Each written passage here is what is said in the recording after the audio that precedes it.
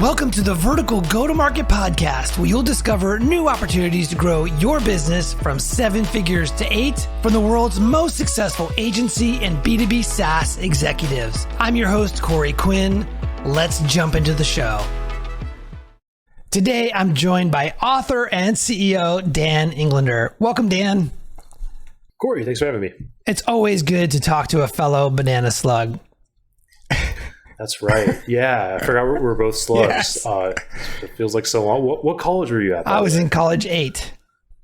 Okay, Yes. that must have been, I was at Merrill, which means I had to walk up that giant hill every day. Yeah, absolutely. So college 8, it's not a very colorful name. I think it's a functional name. I think it was the 8th college at UC Santa Cruz, but always great to talk to a fellow slug. Could you introduce yourself to the listening audience to share a little bit about who you are and the work you do? Sure. So again, Dan Englander, I'm CEO and founder of a company called Sales Schema. We help marketing agencies and other B2B service companies basically build predictable pipeline through tasteful and targeted outreach. So a lot of the times we're working with agencies that have built themselves up on referrals. It's reactive. It really doesn't get them to where they need to go. It'll get them from 0 to 1, but not from 1 to N a lot of the times. And then from there, a lot of the other solutions are kind of built on spammy tactics, mass marketing, mass sales. When the fact is, for most agencies, just winning any client isn't good. They want to win specific clients. A handful of great clients is a complete sea change better than dozens of bad ones. And also reputations and all that stuff, being authentic, being tasteful, matters a lot more than just simply doing anything you possibly can to get meetings in business. So that's what our team specializes in. Historically, we've done that for clients. Now we're developing a model where we teach them how to fish and do this alongside them. And that's what we're focusing on. Yeah. Awesome. We're kindred spirits in the respect of wanting the right client, not any client. So I think that's right on from my perspective. What could you share about your business sales schema, like the number of employees or clients or revenue, anything you can share just for context? Yeah, so we're basically a boutique consultancy. We're like a nice lean team of 5 or so full time. We've got a pool of probably like 15 or 20 freelancers we draw from and work with in different capacities, hovering around that 7-figure level. Basically, been around since 2014, worked with hundreds of agencies and B2B service companies at this point, and I've learned a whole lot through the process, which I can talk about. Sure, absolutely. And one of the things I recognize that just in your book that I'm really excited to dive into, which talks about your approach and a lot of the case studies. So when we introduced that book, you wrote a book called Relationship Sales at Scale. What is Relationship Sales at Scale? What's the book about, and what's the promise to the reader? Yeah, I'll hopefully do it in a concise way. We'll see how long I drone on about it. But basically what I kind of noticed was like throughout my whole career in sales and then like running a company, there was a way that most people sort of did things on their own, especially like veteran agency owners that have gotten good at it and done it for a long time. And the way that they would like reach out to people and the way that I would, and the sort of like, it almost felt like tradecraft in a way, where it's just like the way that we all communicate with each other in this B2B world is like different than the way that everybody says that you have to communicate, right? So it was a lot of the times it's like casual, it's based on trust, on doing things that inherently build trust, whether or not, that's conscious or subconscious. And I just noticed that like almost nobody was teaching it that way. Everybody was saying like, you have to set up this funnel and it should include 10 touch points and these pieces of software and it should tie back to this content and all that sort of thing. And I just felt like in terms of making targeted outreach, like making outbound work, the things that we saw to work were completely different than the way everybody was teaching it. And to give like, a poignant example of what kind of planted the seed for the book, a couple of years ago, we were working with an agency specialized on like blue chip tech companies based in Silicon Valley. They had all the experience in the world. They had all the bona fides. They had all the content. They had all the things. And we were running the classic cold outreach campaigns for them that most companies would run, where LinkedIn, email, phone, this 5 touch points, go from one piece of content to the other to people you don't know. And nothing was working. It was basically crickets. We knew we were going to lose the client. And then we developed a campaign where we did a little bit more data mining, and we found we basically built a campaign where we found people that used to be at one company that they had worked with. I'm making it up, but let's say it was like IBM. And then they went on to another company, let's say it was HP, and we sent a 3-line email that was like, saw you used to work at IBM. We've done tons of work with them over the years. Hope all is well at HP. We should probably talk. We're doing some work in your space right now. And that got dozens of meetings, closed business. They went on to get acquired, not just because of us, but hopefully we helped, and so on. So that kind of planted the seed, and then we kind of kept developing the process from there. And what we realized is that at the top of the funnel, everybody thinks that they have to be special and differentiate and use bells and whistles and all these sorts of things. And that does matter. All the stuff, all the great sales practices and content and all these things matter. But further down the funnel, and our whole observation is that at the top of the funnel, the main thing we're up against is lack of trust, right? So then the question becomes, how do you build trust, and how do you do it at enough scale so that you're getting consistent meetings without working 50-hour weeks and so on, right? So that's sort of how we developed the process, and how then that's what inspired the book and all the tactics I talk about in it, basically. Sure. So a couple of foundational questions. So I've been in the agency space for 15 plus years, and 2 out of the 3 agencies were very much founder led when it came to generating new business. So one founder of the agency was a Harvard Business School graduate. He got an MBA from Harvard Business School, and they have a great network. And as a result of that network, he was able to get leads and opportunities from CEOs and CMOs from brand name companies like Lululemon and Remax and so on and so forth, which I helped close and whatnot. And then the other agency I was working at was founded by the CEO of MySpace, the old school, social network, that MySpace, right? And so he also had this fantastic social network and professional network, I should say, that allowed him to really work the network. He was very charismatic and whatnot, and that helped us to grow the business. Was through that. Does this concept of relationship sales at scale, does it extend beyond the founder? Can it extend to other parts of the company, like the sales team? Like how would a sales team who's not a charismatic founder, ex-CEO of MySpace, run this play? Yeah, it's a great question, and the short answer is yes, and that's what we do for a lot of our clients and show our clients how to do. Yeah, and I think a lot of it is just sort of recognizing that everybody's trying to over automate or use personalization that isn't that compelling. And with AI, there's this arms race of like, hey, Corey, I'm going to look at all this information about you and regurgitate it back to you, and then hopefully that lands me the meeting, right? But just thinking about the bar being so low. So, for example, even if you are a salesperson and you're young and you don't have a huge network yet, well, is there somebody else in the company whose network you can reference, and then you could say, hey, I saw that you're connected to so and so on our team. That's really cool. We do a lot of work in your vertical specifically. We just wrapped up this project. I have an idea for you. That's probably going to result in a higher conversion rate than almost anything else that you can do.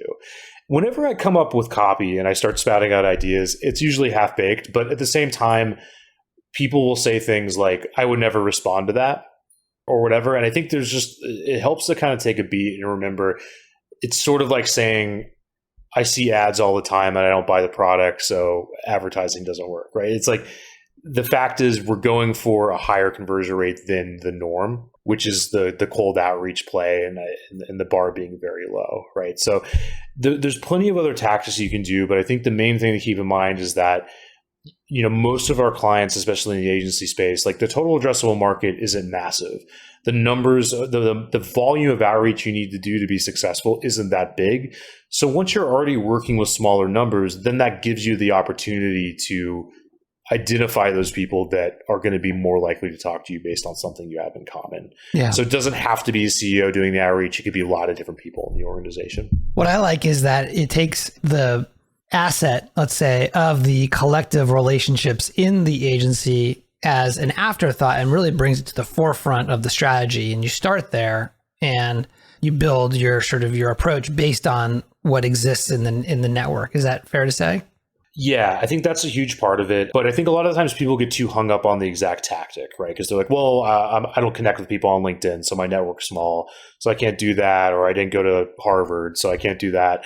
A lot of it is actually just looking at walking the walk and talking the talk, which is a copywriting principle that we came up with, which is that even if you do have to go in cold, even if you don't want to do the commonality thing, a lot of the times agencies will have like tons of experience in a particular vertical, but they're just not talking about it in a way that is believable, right? That's plausible. And sometimes this comes through terms of art. Sometimes it comes through writing an email in a way that looks too salesy or too much like marketing copy. But for example, like we have a client right now that's selling into B2B cybersecurity and has to refer and is like, referring to specific clients in a certain way or using a particular term of art that only somebody in that space would use. But it takes knowing your market well enough and then having enough attention to detail with that list building so that you're making a list of people where you actually have that right to win, basically. And that's a huge part of this as well. Yeah. Let's talk a little bit more about list building. What are some best practices for building a list? Yeah, that's a great question. I mean, I think the first one is getting a lot of clarity, or if you don't have clarity, then use the process itself to find it, right? So I think like less is more. Usually we see agencies going too broad as opposed to too specific with their lists. Beyond that, to get more tactical, account based is the way to go. So you're building your ICPs as they apply on an account level. So tech companies is not good enough. You're looking at B2B cybersecurity between 10 and 20 million in revenue, right? In the US and Canada. That's a good ICP. From there, building that list of specific accounts, getting it 99, 100% good, using that account list to then inform the list of people that you want to target. And then that produces, a massive, not a massive, but it produces a cohort of prospects. And that's kind of the next step of building the house. And then from there, looking at commonalities, right? And that's where we're getting tactical. It's not a one size fits all, but we may find it could be something very simple where it's like you could contact any CMO at these companies, or you could contact the CMOs that are in your backyard or that are in a place where you have a trade show in 3 months, or that live next to your business partner, or that, went to the same college maybe, although that's a little bit played out. There's a million ways to think about it. Yeah, unless you went to UC Santa Cruz, in which case you can't ignore I'll that. Take every right? single call. Yeah. So not every college is Santa Cruz. Yeah. So what are examples? You rattled off a few, but like what are some examples of tried and true commonalities besides college that are worth kind of looking for in this process? Yeah, I mean, I think the first one is really just getting clear on a specific niche, like a really tight ICP can get you a long way, even if you don't do any other commonalities on top of it.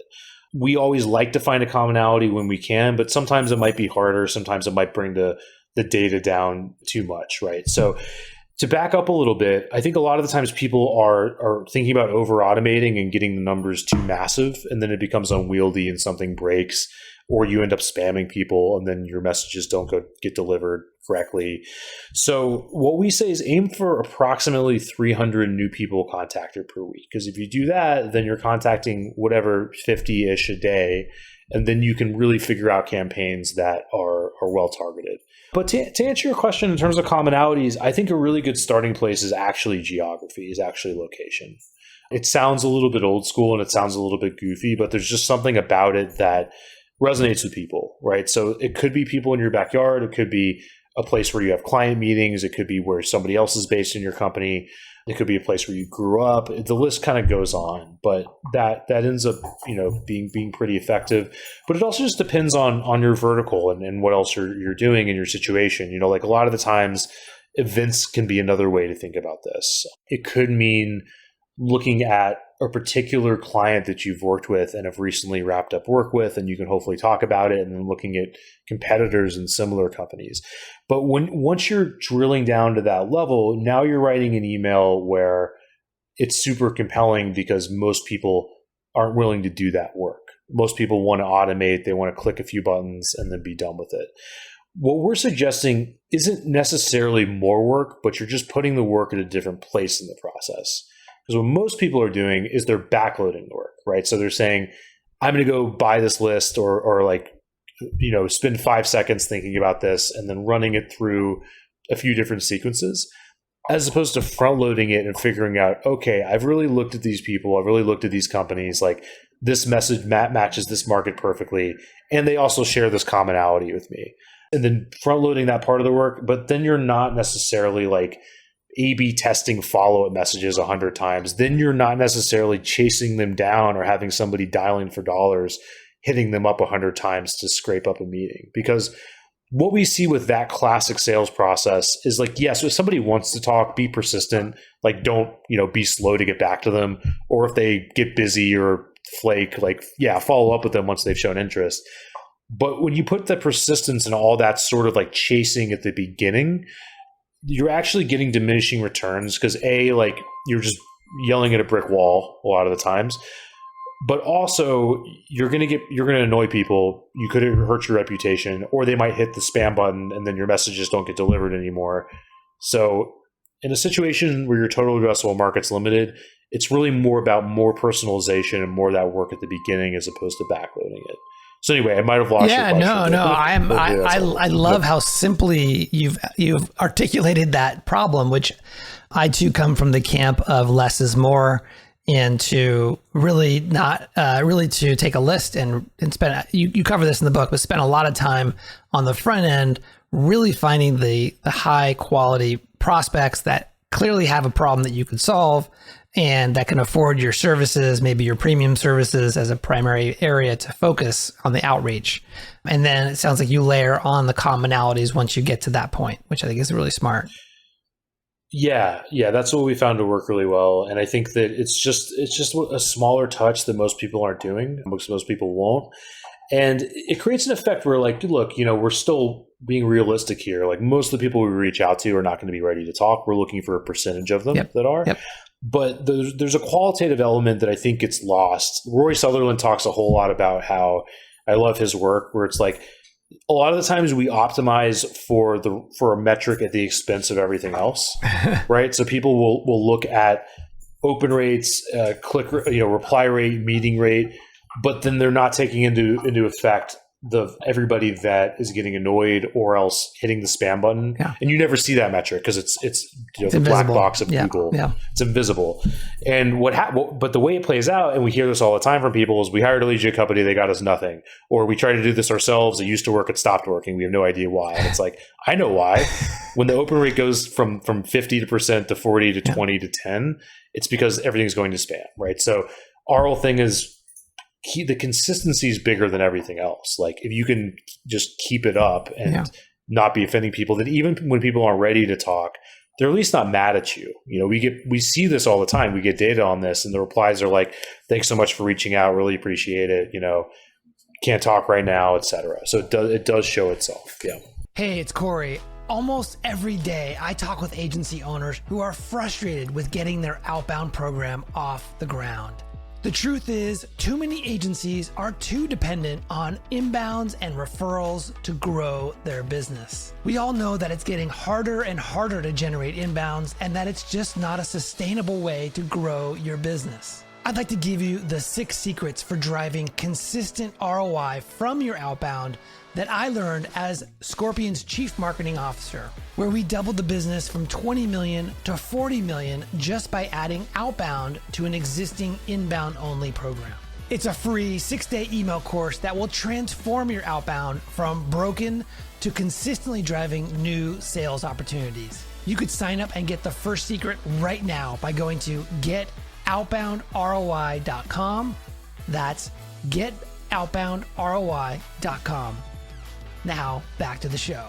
That is definitely, I definitely agree with that philosophy and approach. And the thought I had, which I think is related, is that if you are an agency that has committed themselves to a vertical market as their primary focus, to your point, it is a relatively small pool of businesses ultimately that you're going to be targeting, wanting to build relationships with.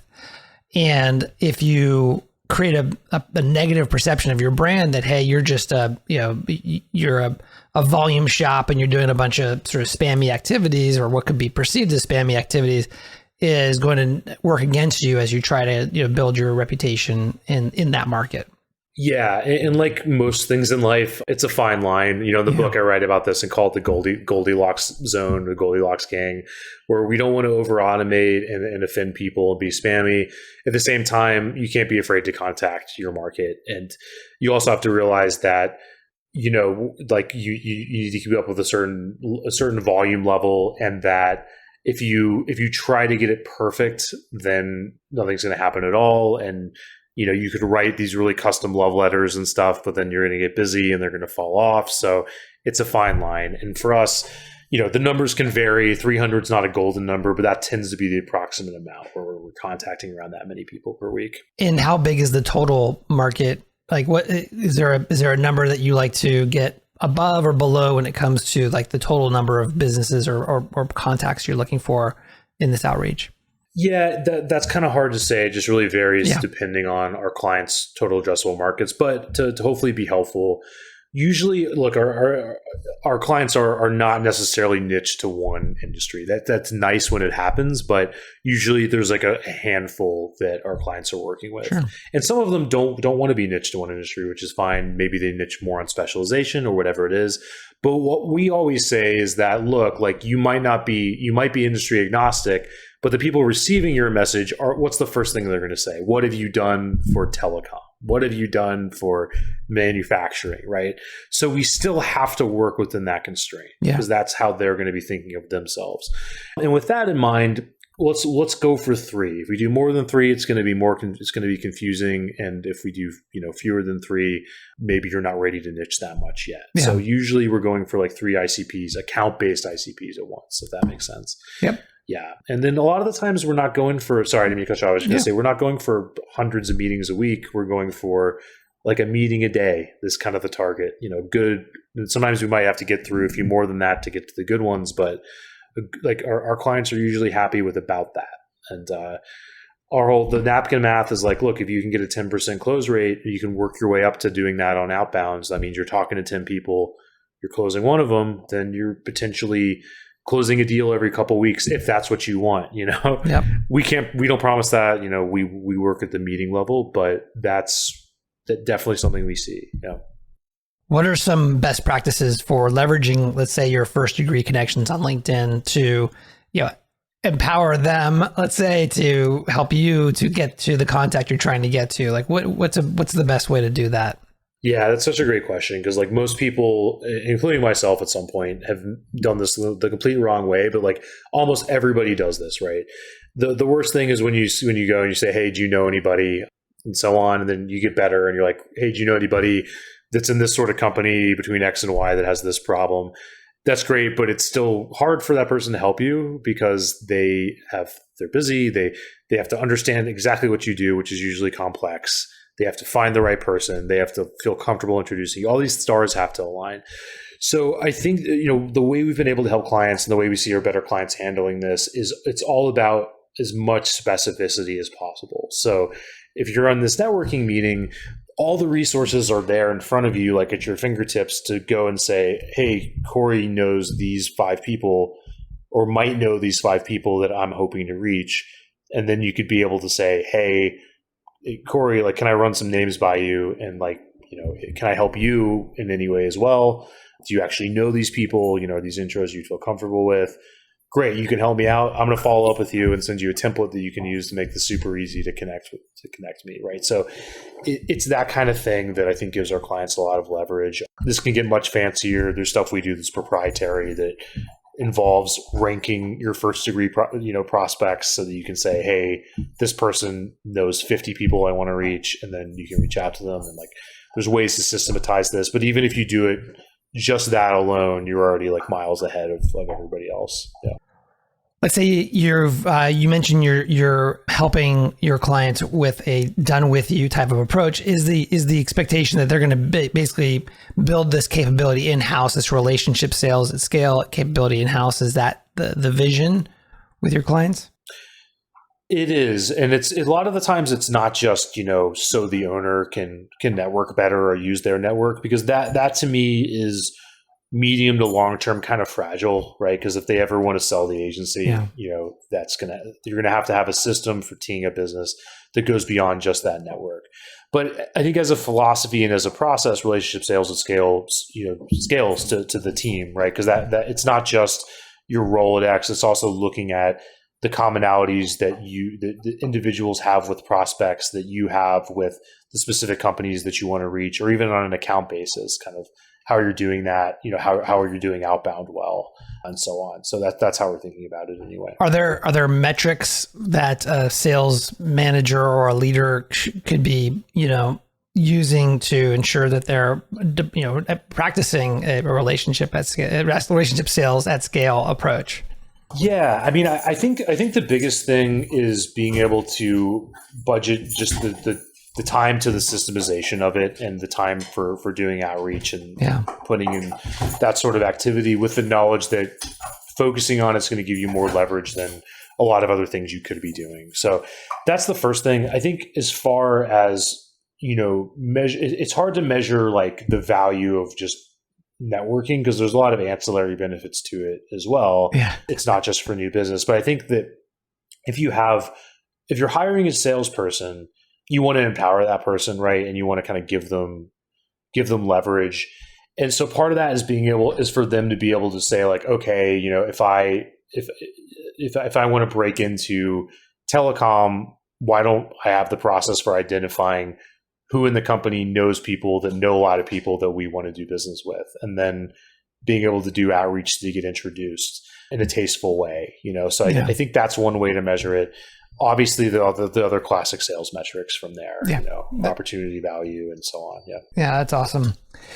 How do you see just, having been in the sort of the sales space now for as long as you have, and what is your perspective on AI, generative AI? How is sort of these type of technologies in the near term, because who knows about the long term, but in the near term, how do you see these impacting sort of sales organizations and that function overall?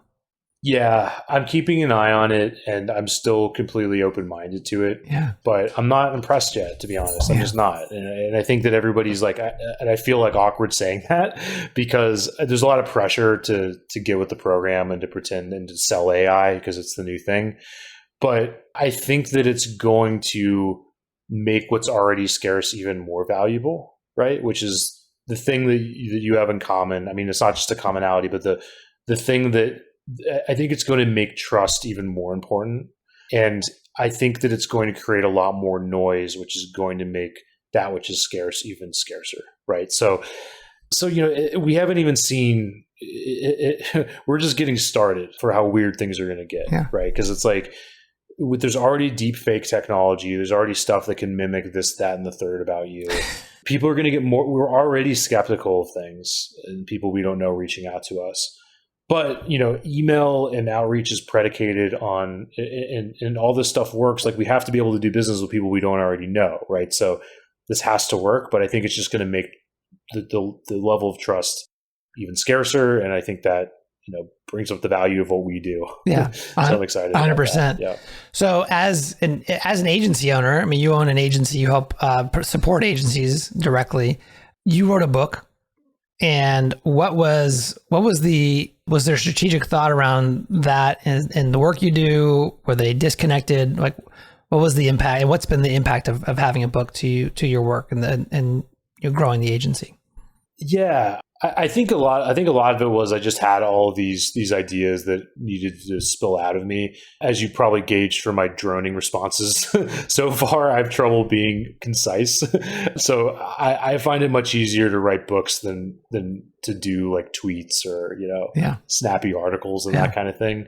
So I'm sort of like a book every few years kind of guy. Yeah, and beyond that, I'm sort of trying to figure out where it lives in terms of like our marketing and sales process, to be honest. Yeah. Right now it's kind of becoming a mid-funnel thing that we send to people and so on. We do get people coming to us from the book more and more. Yeah. I found that it takes time though to kind of get it to that level.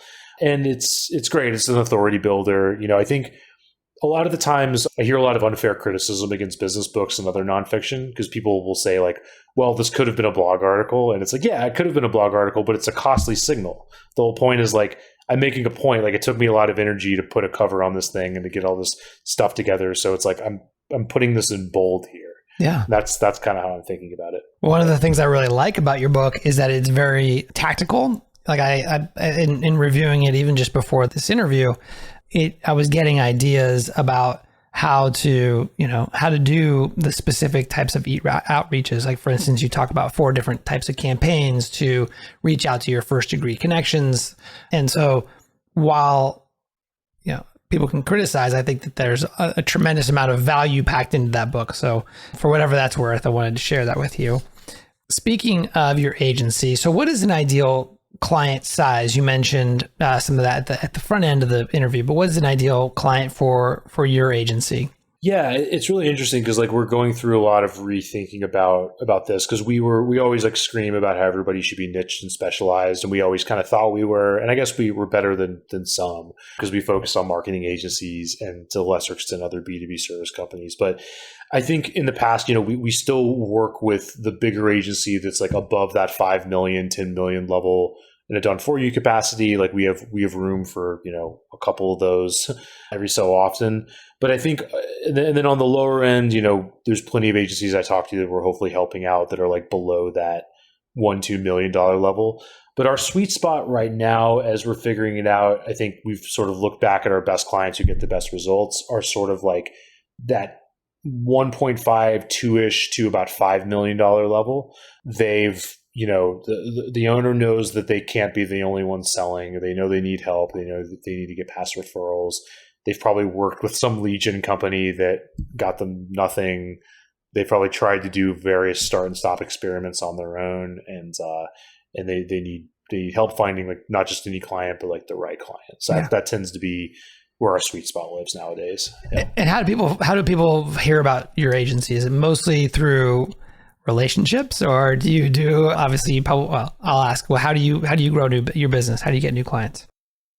Yeah, I wish there was like a really nice like power law distribution and I could just say like it all comes from this, but it's kind of split not quite evenly. I forget the exact breakdown, but it's split in chunks between like outbound. So we get a whole lot of probably that's about half actually is us doing for ourselves what we do for clients, which is great because then we could say, hey, we're on this call right now and look what we did. And I encourage agencies to do that too. So if you specialize in, sometimes it's not feasible depending on your situation to practice what you preach in that way, but it's something we get, another chunk from what I'm doing now, from thought leadership, and referrals is another chunk, and so on. So we're somewhat diversified, but it tends to not be like perfectly diversified for a long period of time. There'll be like different sectors that pick up the lion's share, I guess. Yeah.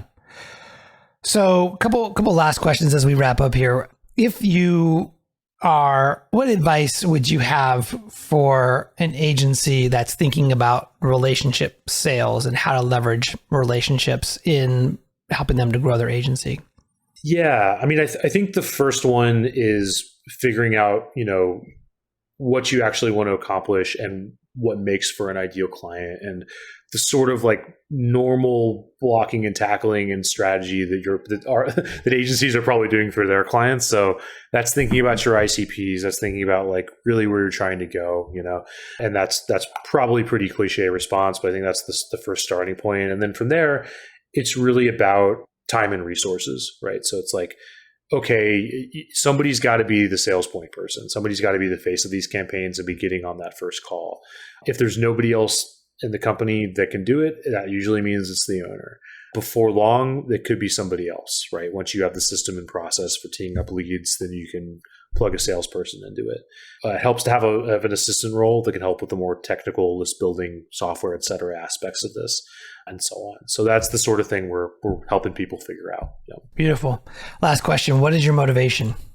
Oh man, well right now it's getting ready for the first kid, which we talked about before we threw on the recorder. So I think honestly, like a lot of people, we had kind of a down year in 2023, but I'm not just saying this like as a glass half full Pollyanna sort of thing, but I'm genuinely happy with where we're going qualitatively, because it's had to make us focus on, exactly the sort of clients we want to be working with and get really clear on like what we want to be doing.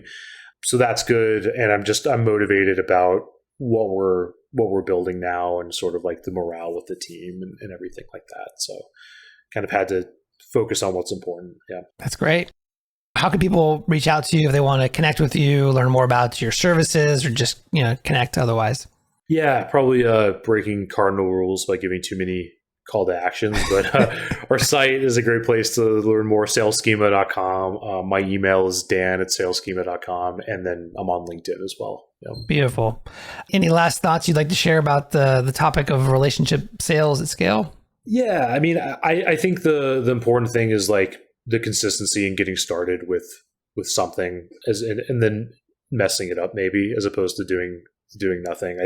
As I'm thinking out loud, I think the most important thing is that most agencies, especially ones that have been around the block for a little while, have like way more experience and trust than anybody else that's reaching out to their prospects.